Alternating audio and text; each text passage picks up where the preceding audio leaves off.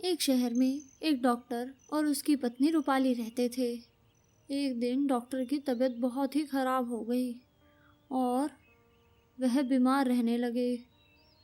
रूपाली ने डॉक्टर का इलाज करवाने के लिए हर मुमकिन कोशिश की और अपनी सारी जमा पूंजी भी लगा दी, पर कोई फ़ायदा नहीं हुआ और एक दिन डॉक्टर की मृत्यु हो गई।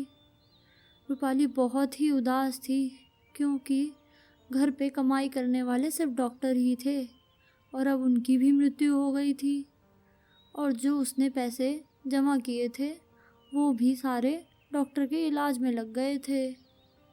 रूपाली ऐसे सोच के परेशान हो ही रही थी, इतने में डॉक्टर साहब का एक दोस्त आया।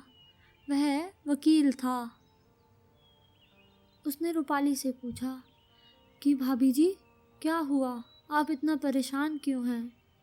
तो रूपाली ने उसको सभी बात बता दी कि अब उसके पास खाने के लिए भी पैसे नहीं हैं। तो वकील ने उसे कहा कि आप परेशान क्यों होती हैं भाभी जी?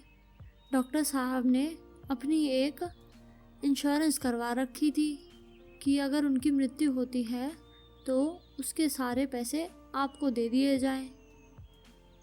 यह सुनकर रूपाली ने थोड़ा सा चैन का सांस लिया और उससे पूछा कि भाई साहब बताइए तो कि कितने रुपए मिलेंगे मुझे। तो गिरधर ने बताया कि आपको पूरे 1 लाख रुपए मिलेंगे और गिरधर उसे इंश्योरेंस कंपनी के पास ले गया। इंश्योरेंस कंपनी वालों ने उसे 1 लाख रुपए दे दिए।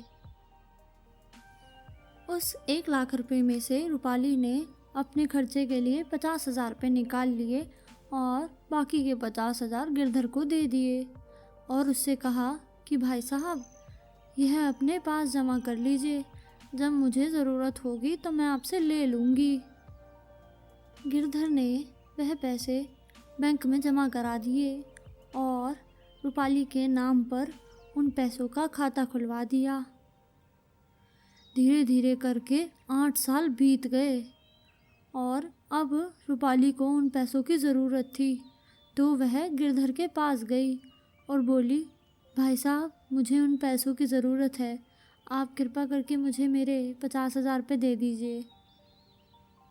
अब गिरधर बूढ़ा हो चला था और उसे कुछ भी ध्यान नहीं रहता था, तो वह ये बात भी भूल गया कि रूपाली से उसने 50,000 रुपये लिए थे।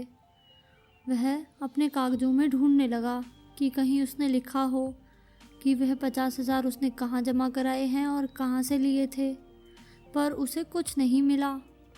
अब वह परेशान होने लगा। वह रूपाली को भी झूठा नहीं बता सकता था क्योंकि एक तो वह उसके दोस्त की पत्नी थी और दूसरा, अगर वो ऐसा करता तो दुनिया वाले कहते कि विधवा का पैसा खा गया। अब गिरधर यह सोच सोच के परेशान हो रहा था, पर गिरधर ने अपनी तरफ से 50,000 रुपये निकाल के रूपाली को दे दिए और रूपाली अपने घर चली गई।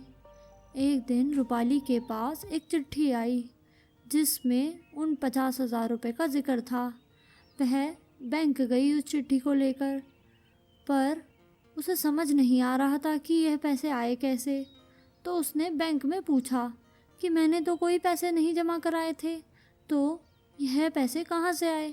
तो बैंक वालों ने उसे बताया कि गिरधर जी ने आपके नाम पर ये पैसे जमा कराए थे, जो अब 50,000 के 5 लाख रुपए बन गए हैं।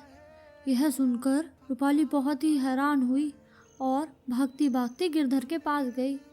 उसने उससे पूछा तो गिरधर को ध्यान आया कि हाँ, उसने ही वह पैसे बैंक में जमा कराए थे। यह सुनकर गिरधर और रूपाली दोनों खुश हुए और बैंक जाकर वो पैसे ले लिए।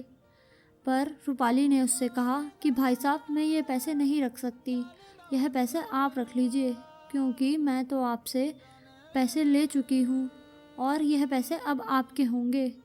पर गिरधर नहीं माना, बोला नहीं नहीं, ये पैसे आपके ही हैं, मैंने आपके नाम पर जमा कराए थे। तो उन पैसों में से गिरधर ने अपने 50,000 रुपये निकाल लिए और बाकी रूपाली को दे दिए। रूपाली ने गिरधर की ईमानदारी देखकर उसको 50,000 रुपये इनाम के तौर पर दे दिए और कहा कि भाई साहब आप ये पैसे रख लीजिए, यह मेरी तरफ से आपकी ईमानदारी का इनाम है। यह देखकर गिरधर बहुत ही खुश हुआ। इस कहानी से हमें यह शिक्षा मिलती है कि हमें हमेशा ईमानदारी से रहना चाहिए और कभी भी किसी का पैसा नहीं खाना चाहिए। ऐसी और भी मज़ेदार वीडियो देखने के लिए अल्फा हिंदी स्टोरी चैनल को सब्सक्राइब करें और बेल आइकन को भी ज़रूर दबाएं।